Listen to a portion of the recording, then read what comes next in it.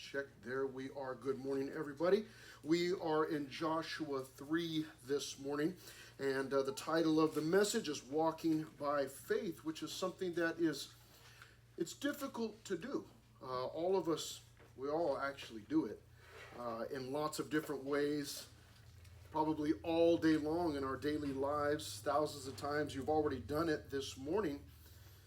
You got into a car that you assumed would be working. You had faith that that car would be working, and you had faith in your parents that they would get you here safely as they were driving. Maybe some of you drove yourselves.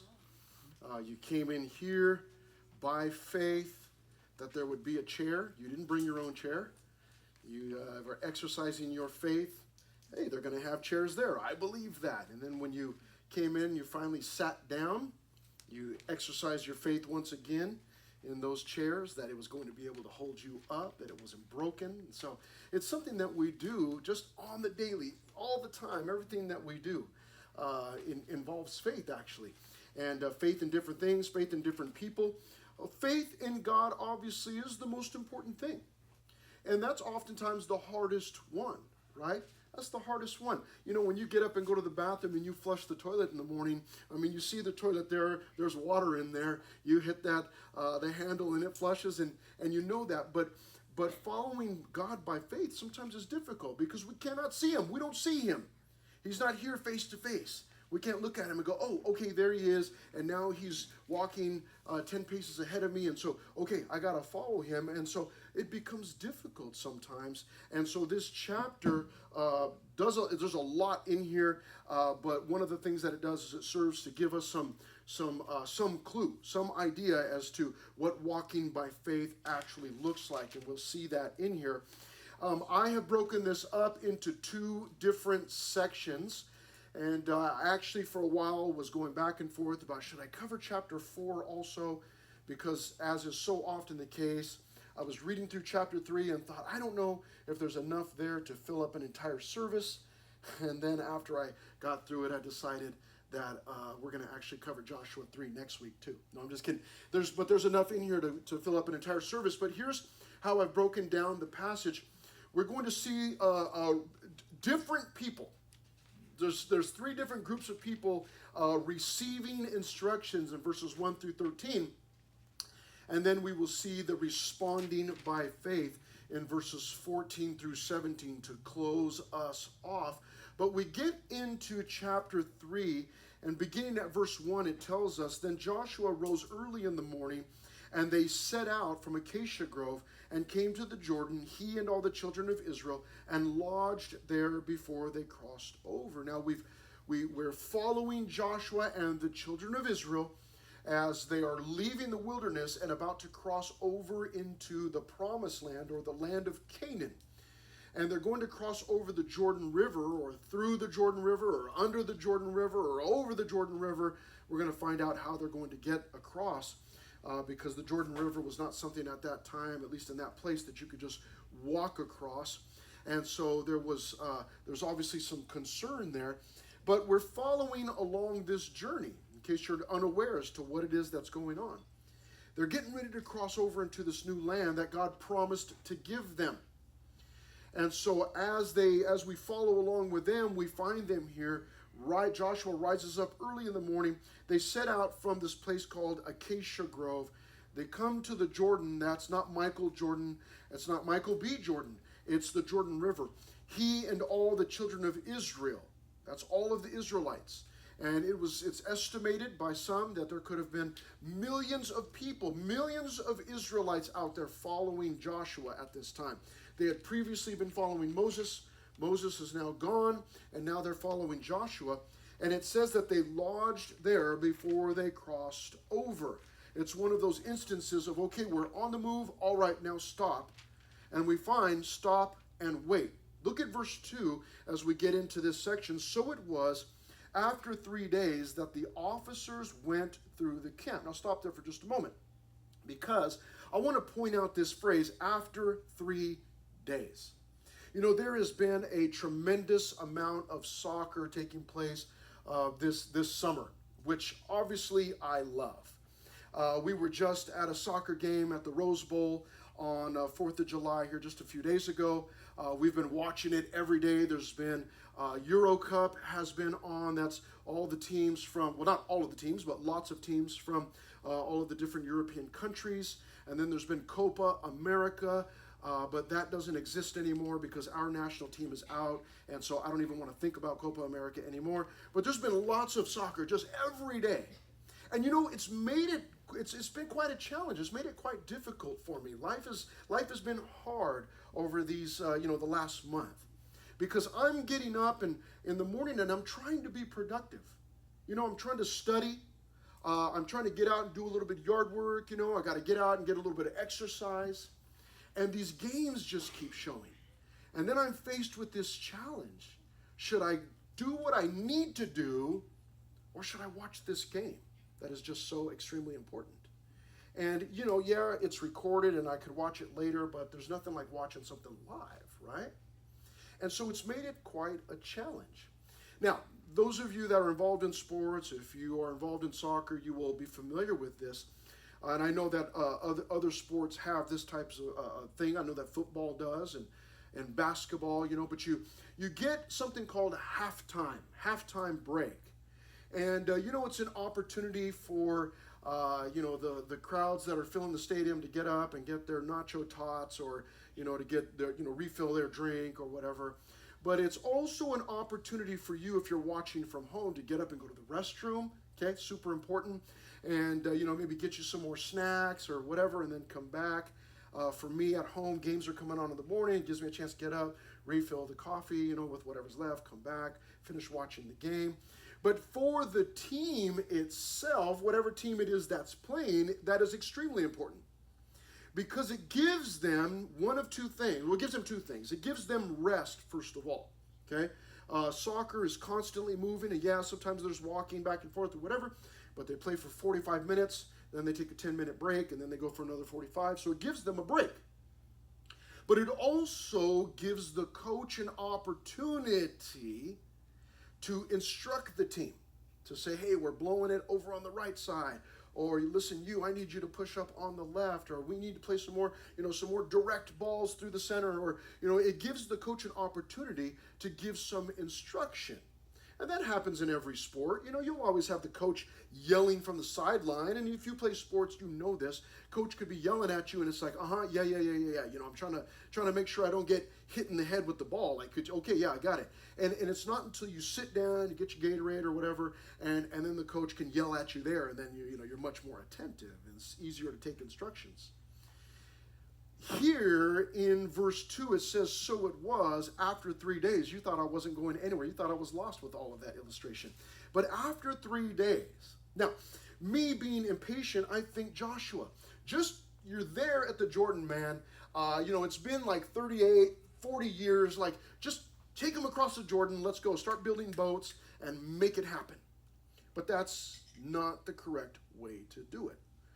They needed to hear from their coach. They needed some instructions. Joshua was the coach? Sure. But ultimately, it was God that they needed to hear from. And so that's what's happening here. Sometimes in this life of faith, there's waiting. If you were many of you were on the Mile High mission with me. But if you've been to Mexico or you've been to Nicaragua or whatever, you know that there are down times. And it starts to drive us crazy if you've been on a mission trip with me, right? Because you feel like, man, we're only here for we're not here for very long. Like, let's go. We got work to do. But oftentimes, God slowing us down, stopping the work. We need to just rest for a little while. Sometimes we need to stop and we need to hear from Him. So, very important. Well, this group of people, they're marching from place to place and settling in and camping. And camping is fun, but it can be exhausting also. And so they stopped here, and it's 3 days, we're told in verse 2. So it was after 3 days. Now, what happens at that point? It says that the officers went through the camp. Now, we're talking about receiving instructions here. And from verses 2 to 4, we are going to see that there are some instructions given from the leaders, plural, the leaders. Notice it says in verse 2 that the officers went through the camp. These would have been leaders of certain groups. It says that they commanded the people, saying, when you see the ark of the covenant of the Lord your God and the priests, the Levites, bearing it or carrying it, then you shall set out from your place and go after it. So they're receiving instructions from the leaders. Now, did you notice? They've been given some instructions here, and the instructions are, wait until you see the ark of the covenant of the Lord your God, along with the priests, along with the Levites, carrying it. Then you shall set out from your place and go after it or follow it. So, very clear instructions. All you need to worry about is when you see the Ark of the Covenant on the move, and the priests and the Levites who were servants to the priests, when you see that group leaving, then you know it's time to pack up and move.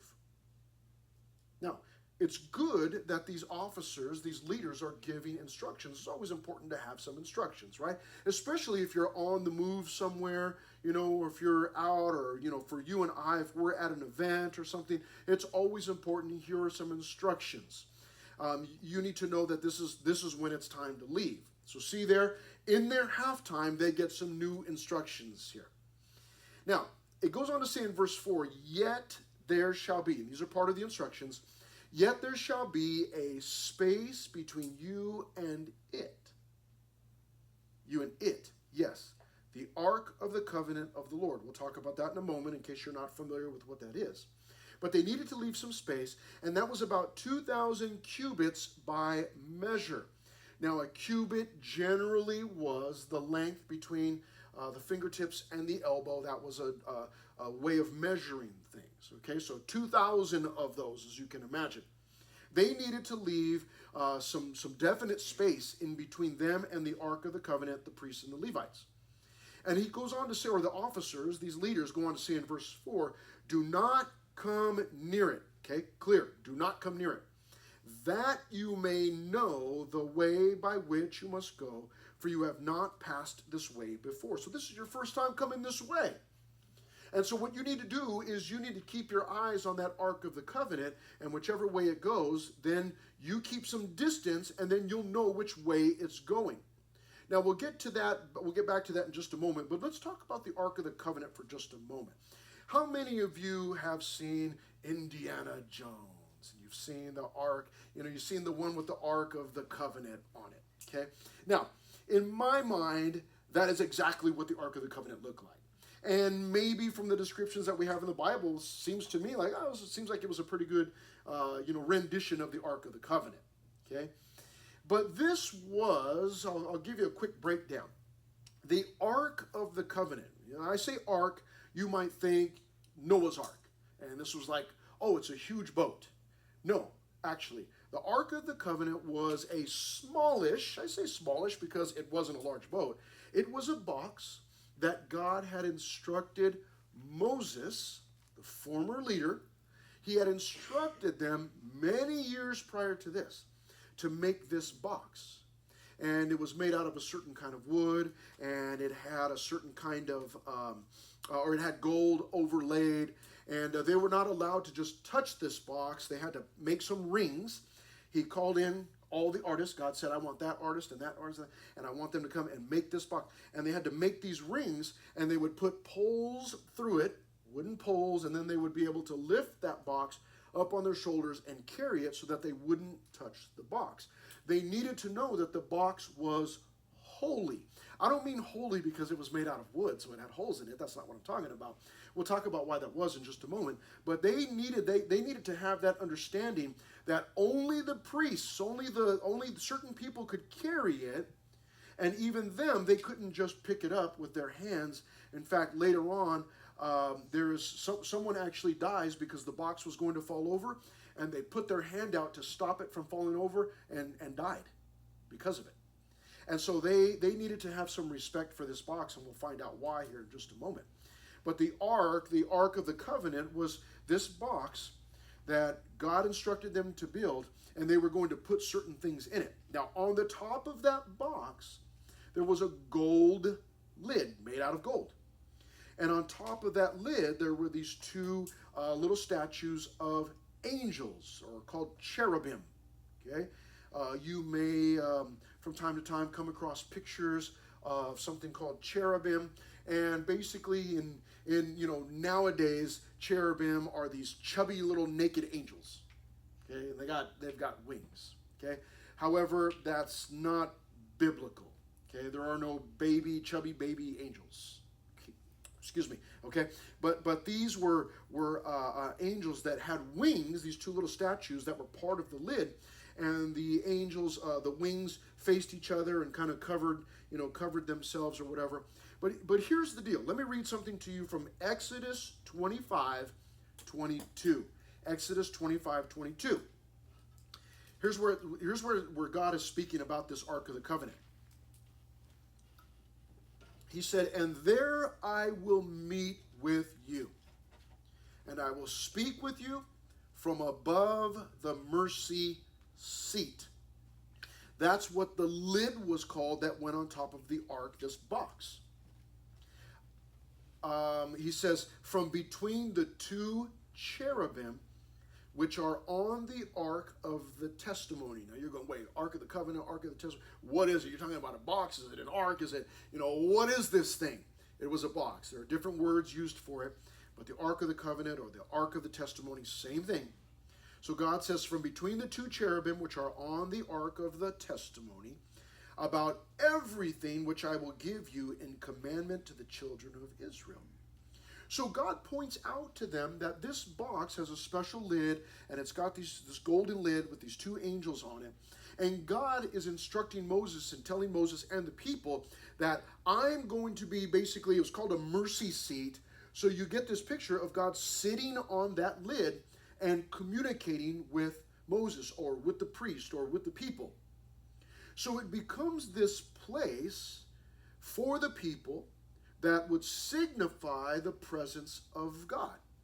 Now, I say it would signify the presence of God, and I say that because this. Does God live in between those two angels? Well, no, he doesn't live there. It's obviously not, the place is far too small. What does he need? And, where does God, dwell and all those kinds of things? He dwells in heaven, obviously we know that. But this was something that was an earthly object that the people could identify with and go, hey, there's the presence of God right there. Do you understand me? Like if I were to tell you, hey, God spoke to me last night and he said that this music stand is now where he's going to be, sitting and visiting with us. And, then we all would know that, oh, that's the music stand and that's where, God's meeting with us. And so we would keep it put away, but every time we pulled it out, you'd go, oh, God's here. Okay, put it away. Okay, God's gone. Okay, let's pull it out. Oh, God's there. So that was this box. And there were, again, different things that they were going to put in there, the 10 Commandments and a staff and different things. But some of the manna that they ate along the way. But here's the point. The point is that box, that Ark of the Covenant, signified the presence of God. Everybody understand that? Long explanation. That box signified the presence of God for the people. So, in verse 4, when it says, "Yet there shall be a space between you and it, about 2,000 cubits by measure. Do not come near it." Why? "That you may know the way by which you must go, for you have not passed this way before." In other words, whichever direction that ark went, for the people, that signified God on the move. It was God. They would know, they would look and go, oh, God's in between those two cherubim. God's there. There's the presence of God. And then they would know, they would follow it. Now, this is an important first step in walking by faith. And that is knowing in which direction God is going. That's extremely important. Okay? There's the obvious. If someone in your life, a friend, a family member, is leading you away from the Lord or away from the things of the Lord, then you can look and go, you know what? That's not the direction that the Lord's going in. And then you look at your life, and maybe there's somebody that is encouraging you in the Lord and encouraging you to go to church or to follow the Lord in some way. You can look and go, oh, you know what? That's obvious. That's the way that the Lord is leading. Now, there are other things for other times and other decisions, okay? Many of you are going, not many of you, probably all of you, I would imagine, are at some point or another, if you have not already, you are going to start praying about what you're going to do after you graduate from high school. Some of you just graduated probably, and you may still not know what you're going to do. Well, listen, that doesn't make you weird or anything. You just need to keep waiting on the Lord. But my point is that many of you are going to be praying and asking the Lord, which direction are you going in, Lord? And then there comes the waiting. Okay, here we are, 3 days, 6 days, 3 weeks, 3 months, whatever it might be. You're waiting for the Lord to see, where's the Lord going? Where's he at? It's important that you and I are always on the lookout. It's important that you and I are always prayerfully considering which direction is God going in. And the truth is that sometimes it's hard to tell, especially in our go Southern California society, because we want to let's go, get up, make things happen. You got to hustle. You got to make the money. You got to make the decisions. You got to step on people. Let's go. And it's hard to say, okay, wait, let me stop and wait for 3 days. And where's God going? And let me keep an eye out and look.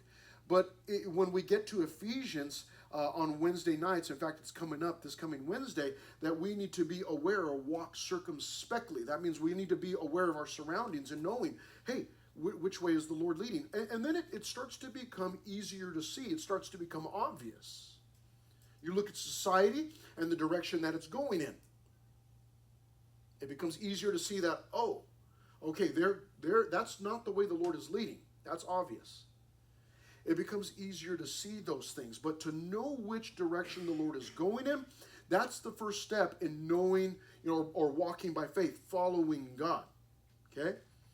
And so, as we move on into the chapter, you're going to see more references to, this Ark of the Covenant, and we got to follow and do those things. Well, the reason they're following this box is because it is representative of the Lord and whichever way the Lord is going. Okay? Now, they get some instructions from the leaders, plural. Now, in verses 5 and 6, they get some instructions from the leader, that's Joshua. Verse 5 says, and Joshua said to the people. Again, remember, it's halftime. Coach is talking to them. They need to pay attention. And Joshua said to the people, sanctify yourselves. Now, sanctify yourselves, this is a religious term. In other words, he's not talking to them about, hey, prepare your tent or, make sure that you've got enough water. He's not talking about those kind of practical things. He's talking about spiritual things here. And he says, sanctify yourselves. So get your mind right, get your heart right, and be ready because something great is about to happen. Sanctify yourselves, for tomorrow the Lord will do wonders among you.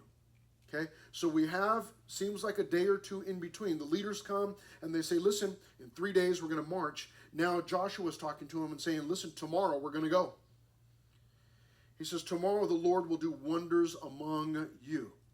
It's important for you and I to be prepared for the Lord to do whatever it is the Lord wants to do. And sometimes we're asking, praying for things. And we're getting upset with God because I'm praying for these things, but God, you're not giving me these things. What's the problem? What's the deal, God? Don't you listen? Didn't you hear me? But oftentimes there's a time of waiting that needs to happen because the Lord's ready. He can do the wonders, but I'm not ready. I'm not ready to receive those things. And it might be that if he answers that prayer and gives me that thing that I'm asking for, that I might not glorify him, I might forget all about him, or I might not handle it correctly. If I pray for $1 million, God, please just help me to win the lottery. I need $52.7 billion in my life. I don't know that there will ever be a time in my life that I will be ready for that. I can tell you this, I'm not ready for that now. I'd like to try it, but I'm not ready. I'm not ready for that. I would get myself into so much trouble with $52.7 billion or, whatever the lottery is, some incredible amounts. So I may be praying for something, but I may not be ready to receive that, and God needs to say, hey, you're not ready for that yet. Just like an athlete who's like halftime, like, hey man, like, coach, put me in. You're not ready for that yet. We're going to wait. We're going to let 20 minutes go by, and then we'll put you in. You're counting on that coach to know exactly when it's time for, to put that athlete in. Counting on that coach. Well, God knows. But Joshua here speaking to the people says, sanctify yourselves, prepare yourselves, for tomorrow the Lord will do wonders among you. Then Joshua spoke to the priests. So instructions were given to the people from the leaders, okay, in verses 2 through 4. Now instructions are given to the people and the priests in verses 5 through 6. And the instructions are coming from Joshua. So he says in verse 6, then Joshua spoke to the priests, saying, take up the ark of the covenant and cross over before the people. So they took up the ark of the covenant and went before the people. Now, seems obvious, but did you see what happened? The priests got instructions from the leader, and they followed the leader, whatever the leader said. Oh, okay, now's the time. And so they pick it up, and they begin to move. Now there are some instructions from the Lord in verses 7 through 8. And the Lord said to Joshua,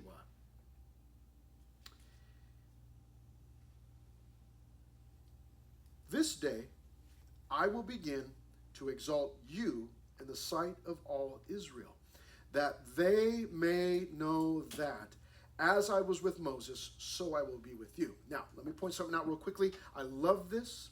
It says in verse 4, do not come near it, that you may know the way. So he gave them the explanation. Here's the reason why. Don't come near it, and I'm going to tell you why. Now here we see God doing the same thing in verse 7. This day I will begin to exalt you in the sight of all Israel, that they may know that. So he's giving them the reasons why. I love doing that. As a dad, I always love explaining things. Here's the reason why. So when my kids were younger and they were getting lined up for a spanking on their hind parts, and they would try to stall and they would go, but why? I would go, you know what? That's a great question. Sit down. Because I've got an explanation. And I've got 3 main divisions with 5 subpoints. But you're still going to get a spanking. It's coming. And I would explain to them. And it was important because one of these days, they're going to have their own kids. And so they needed to know, why did Dad do such and such? And they needed to know that. So I love this, that, everybody's getting an explanation here, and here's God giving an explanation. And he tells Joshua, I'm going to exalt you in the eyes of all Israel. In other words, I'm going to exalt the humble. Remember that? God humbles the proud, but exalts the humble. Things oftentimes work different, or what seems to be backward for the Christian, but in all reality, it's the right way. It's the biblical way. It's God's way of doing things. And so he says in verse 7, I'm going to exalt you, and that they may know that as I was with Moses, so I will be with you. That's the important part.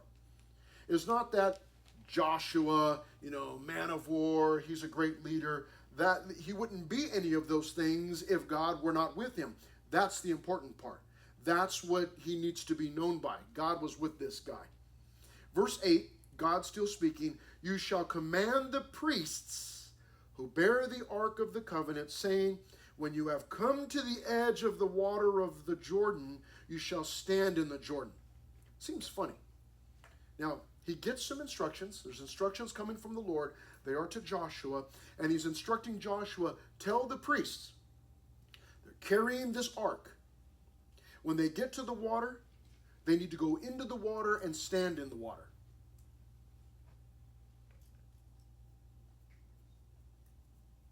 That doesn't sound exciting. God, can't we, when we get there, maybe we could, yell at the water? Maybe, God, maybe you could give me Moses' staff. I could hit the water. Seems a little more dramatic, God, Sometimes we think like, oh man, but God, that's fine, but I feel like I've got something a little more exciting. What if we did this or we did that? And it may be that God's putting something on your heart and you feel like, well, like I feel like there's a better way to do that, God. No, there's not. So just get that out of your mind. There's never a better way to do it than whatever way God is telling you to do it. Now, I want you to take note of this. Listen to the instructions. You shall command the priests who bear the ark of the covenant, saying, when you have come to the edge of the water of the Jordan, you shall stand in the Jordan.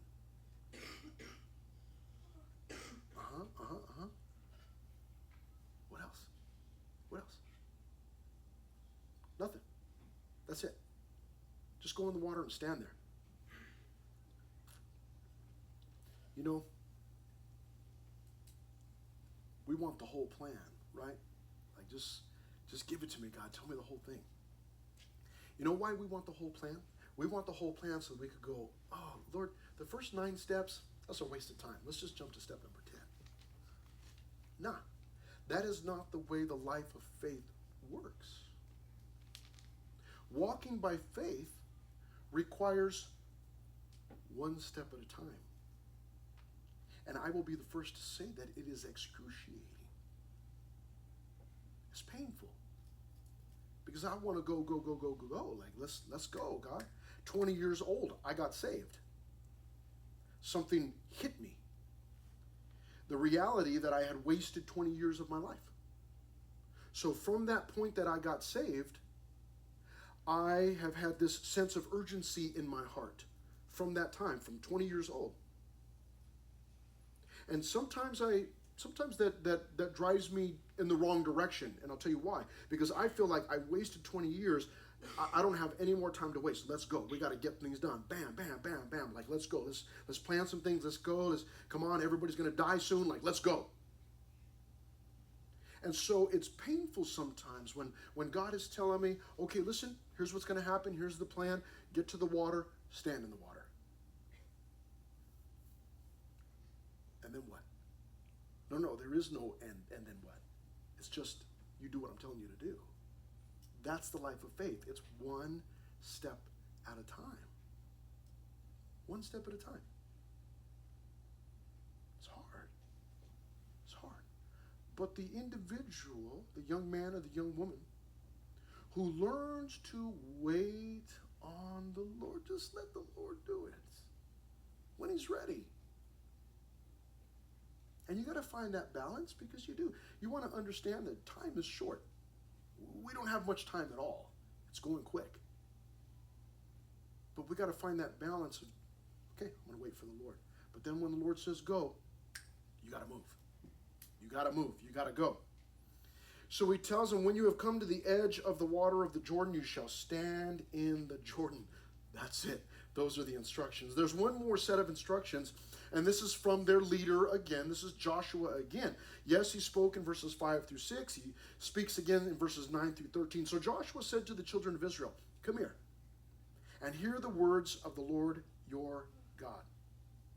And Joshua said, by this you shall know that the living God is among you, and that He will without fail drive out from before you the Canaanites. Now, he rips off a list of the people that are in the promised land.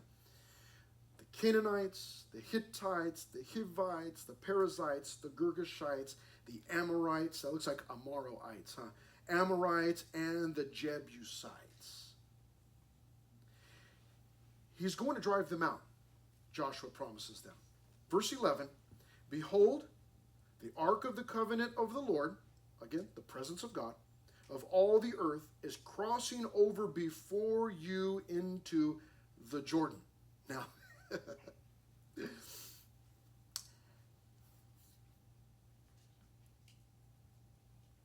they're walking into a river.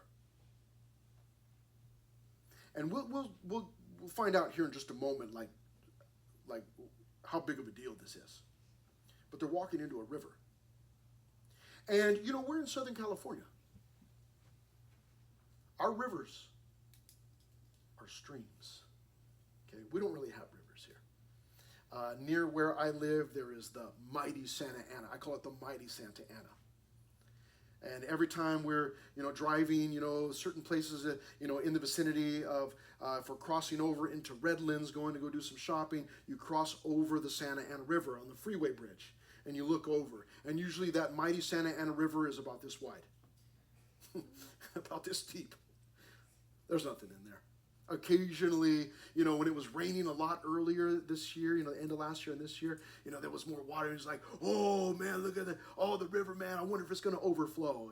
Yeah, it's probably going to overflow if it was like 100 times deeper. Yeah, it's not going to overflow.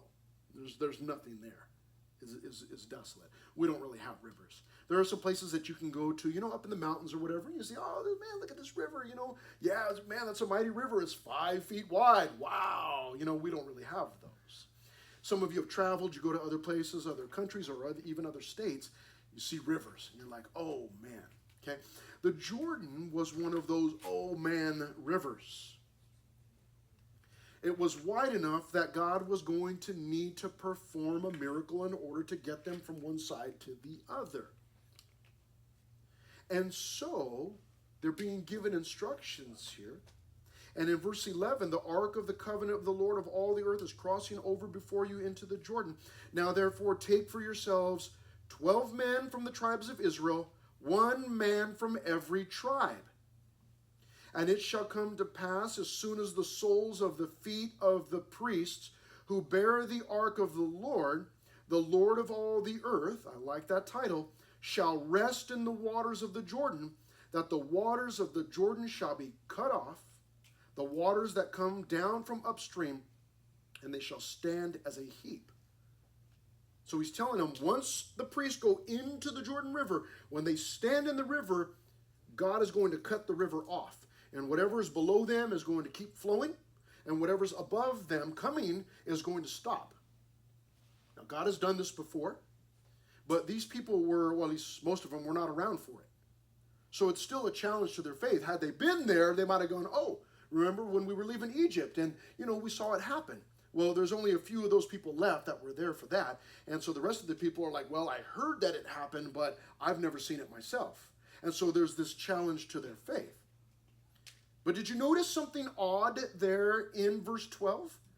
Now, therefore, take for yourselves 12 men from the tribes of Israel, 1 man from every tribe, period.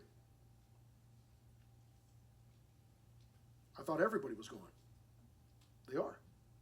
So what is this 12 men from the tribes of Israel, 1 man from every tribe? We don't know. Now, we'll find out, but right now, we don't know. There's just this odd set of instructions thrown in there. But again, it's a step of faith. Well, what are we supposed to do with the 12 men? That's none of your business. Just choose a man from each tribe. Well, we need to know, what kind of man to choose. No, you don't. Just choose a man from each tribe. But I mean, is there going to be like a weightlifting contest? Because, if so, then we need Zach Brown on our side. Or is there going to be, like some kind of, puzzle challenge? Because if so, then, we need this person's really good at puzzles. Or, is it going to be a hot dog eating contest? Because, we got this guy in our tribe. Listen, you don't worry about all of that. You're just going to pick one person. One person from each tribe. Again, that's how the life of faith works. One step at a time. Just do what I'm telling you to do, and then we'll go on from there. Once you do what I'm telling you to do, then we'll move on from there. That's a challenge to our faith because we want to know the whole plan. With God, we cannot. It's one step at a time. Now, they're given instructions. When the priests stand in the water is going to split open. Let's find out what happens here as we get into our second main division, second section. Let's move on. There we are, responding by faith in verses 14 to 17. So it was when the people set out from their camp to cross over the Jordan with the priests bearing the ark of the covenant before the people. You understand what's going on? The priests are on the move carrying the ark of the covenant, and the people are following behind.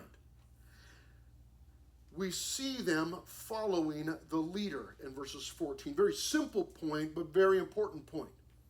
Follow the leader. It's funny for me taking mission teams to other countries, to Mexico and again Nicaragua, because what happens every time is that the teams forget that they're in a third world country. When we talk about going to Mexico, there's always some people that are a little bit nervous about, oh, there's a cartel there, man. There's cartels, and they might kidnap us or kill us or whatever. But then you put them in a van with all their friends, and music's going, and they're eating all kinds of, Takis and junk, and they're having a good time. Man, you stop in Mexico, they jump out, they just want to take off everywhere. And you're like, hey, we're in a third world country. And I have to oftentimes tell the teams, like, hey, okay, everybody come on back over here. Okay. Hey, don't forget we're in a third world country. And if, you get kidnapped because you were, I'm not saying you're going to get kidnapped, but if you're taking off over there by yourself, you're just increasing your chances. So stay over here. Because, we can't call some superhero in. You don't want to get lost in the third world country. That's not a good thing. You don't want to get lost anywhere, in Walmart, but you don't want to get lost anywhere. It's funny, but a simple point. They respond by faith. The first thing that they do is they just follow the leader. Why would they do that? Because they were told to do that. That's it. They're responding by faith. Now, in verses 15 through 17, we see that they respond by faith, feet first. Look at verse 15.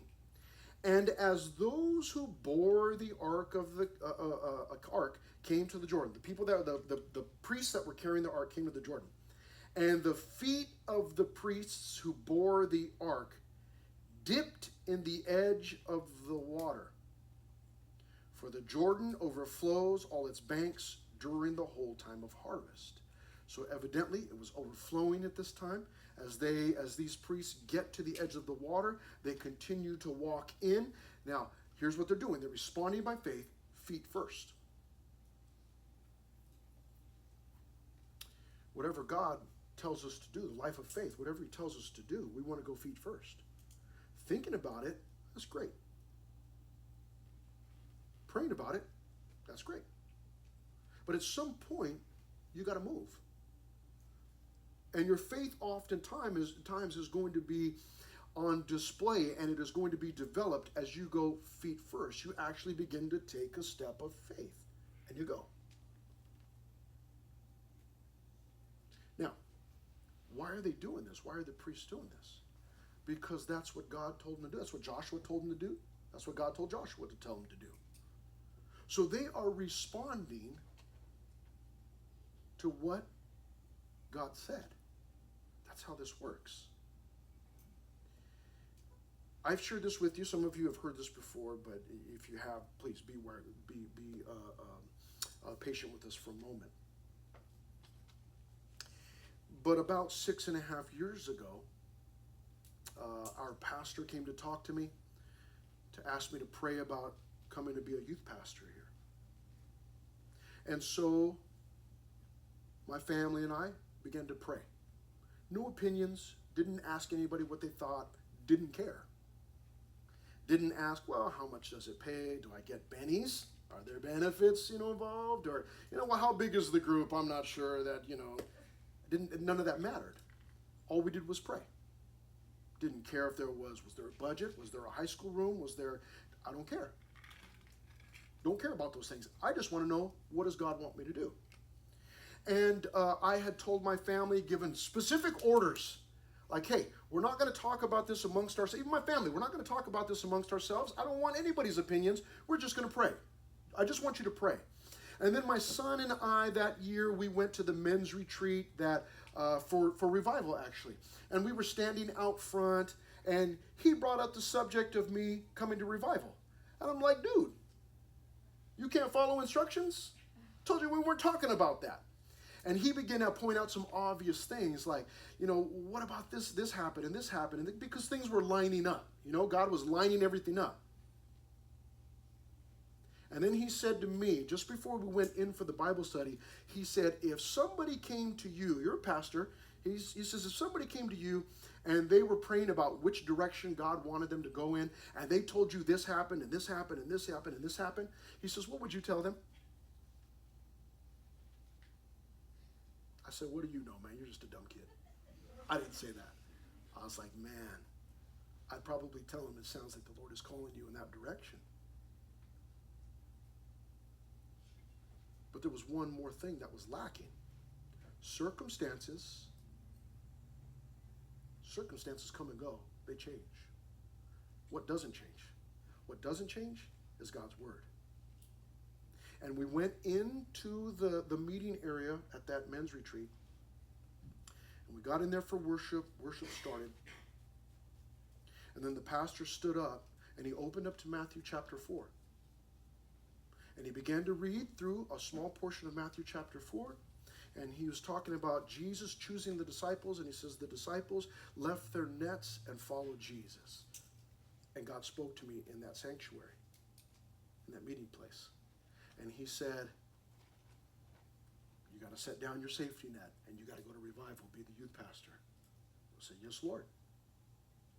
2 days later, on Monday, I went to talk to my pastor and I said, hey, the Lord has called me. I got to go. What was I banking on? Why was I moving? I was moving because God had spoken to me, just like he did to these individuals. Not in an audible voice, but from his word. It was clear to me. When I heard those verses or that verse, God said, this is it. Time to move. Step into the water. It's time to go. And so I responded by faith. That's how that works. Now, we do not always have that where, sometimes you're in the moment and it's like, okay, God, I got to make the decision right now and I'm not really sure what I should do. And I believe that God gives us wisdom in those moments. He gives us wisdom, but wisdom in those moments to look at the choices and go, this one, that doesn't seem wise, but this seems wise. But whenever you have the opportunity, you need to be praying and asking God to direct you and guide you and lead you and show me the direction, Lord. And God will do that. And the ultimate confirmation is from his word. You always want to ask God, speak to me from your word, because man, that doesn't change. People's feelings can change, circumstances can change, things can look like, I think God's calling me there, but you don't know until God speaks to you from his word. These guys were moving because they went feet first, because they had heard from God. They knew what they were supposed to do. And in verse 16, at that point, as they step into the water, that the waters which came down from upstream stood still and rose in a heap very far away at Adam. It was the city that is beside Zaratan. The city was called Adam. So the waters that went down into the sea of the Arabah, the salt sea, failed. They stopped. They were cut off. And the people crossed over opposite Jericho. Then the priests who bore the ark of the covenant of the Lord stood firm on dry ground in the midst of the Jordan, and all Israel crossed over on dry ground until all the people had crossed completely over the Jordan. An act of faith, feet first. Let me point out a few things as we shut this down. There are some important leadership lessons in here that you and I need to take note of. The first being that a leader must, let's see if we can get it up there. Can we get it up there? There we are. A leader must make sacrifices. Did you read in verse 1 where it said that Joshua rose early in the morning? Got to make sacrifices as a leader. In fact, you cannot be a leader if you do not make sacrifices. There's got to be a willingness to sacrifice. There's got to be a readiness to sacrifice, and there's got to be sacrifices. You've got to make sacrifices. And sometimes it's a loss of sleep. Sometimes it's an intrusion into your own schedule. I have discovered this, that ministry or being a leader is very inconvenient. It's very inconvenient. And if what you are trying to do is your own program, it's going to continue to be inconvenient. But if you are operating on the Lord's time as a leader, then there is no inconvenience. You may have had something scheduled, but it changes because of some need. It's not inconvenient. It's just, the Lord's leading in this direction now. So you can test yourself. If you go, you know what, man, that really messed up my schedule. then maybe you're not really working on the Lord's time. Maybe you're working on your own time. Because if you're working for God, there's no such thing as an inconvenience. Leaders got to be able to make sacrifices. Secondly, a leader needs to receive instructions from the Lord, ultimately. The leader oftentimes has to use his or her own wisdom in those immediate moments. But the leader should and must always, especially the spiritual leader, that's what we're talking about, must always be in prayer, considering all that he or she has on their plate, or even praying for God's direction in the unknown things. Today is going to lead to things, Lord, I can't see the day. I don't know where, I've got these plans, but Lord, I pray that you would direct and that you would give me wisdom for whatever comes across my path today. But you want to receive your instructions from the Lord. Thirdly, this is a good one, very practical. Give instructions. Verses 2 through 13, basically all of those verses, the leaders gave instructions to the people. Joshua gave instructions to the people and then to the priests. God gave instructions to Joshua. Then Joshua went back and gave instructions to the priests again. A leader has got to give some instructions. Got to give instructions. And obviously, the clearer the instructions, the better. And lastly, in this section, the leader's got to lead. Did you notice verses 14 and 15? So it was when the people set out from their camp to cross over the Jordan, with the priests bearing the Ark of the Covenant before the people. A leader has got to lead. And in case you didn't know this, you can't lead from the back. If I'm telling you, you got to live by faith, you better bet I better be living by faith. I heard about a pastor.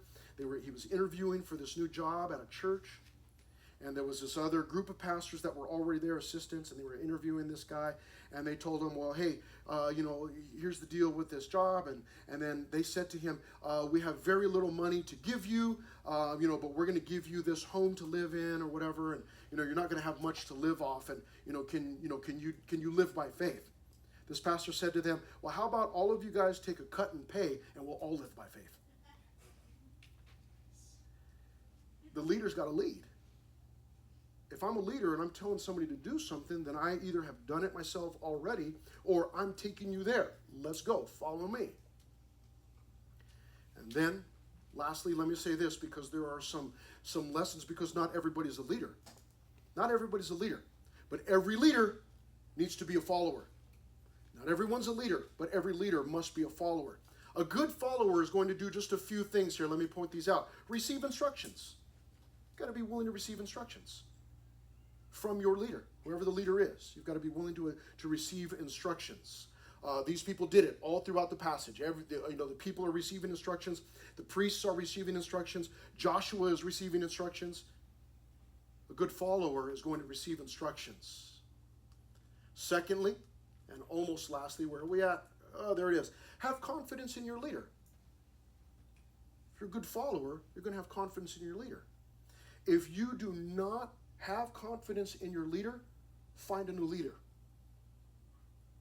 If there's a reason why you do not have confidence in your leader, you need to go find another leader. Good follower is going to follow his or her leader. Lastly, follow that leader. That's it.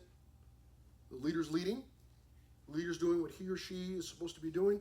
Follow that individual. Again, if there's some reason why you believe that you should not be following that individual, then it's time to leave. Go find a different leader. There's other leaders. God raises up. There's lots of different leaders. But if you've got a leader that you believe God has placed in that position over you,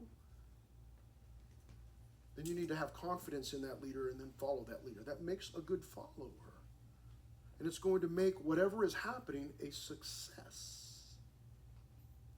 Whether it's a team captain, or it's the teacher, or it's the club president, or it's a pastor, or it's a parent. It's a big one, okay? Whatever it is, you follow that leader. You have confidence in that leader, follow that leader. Father, thank you so much for this morning and for your word.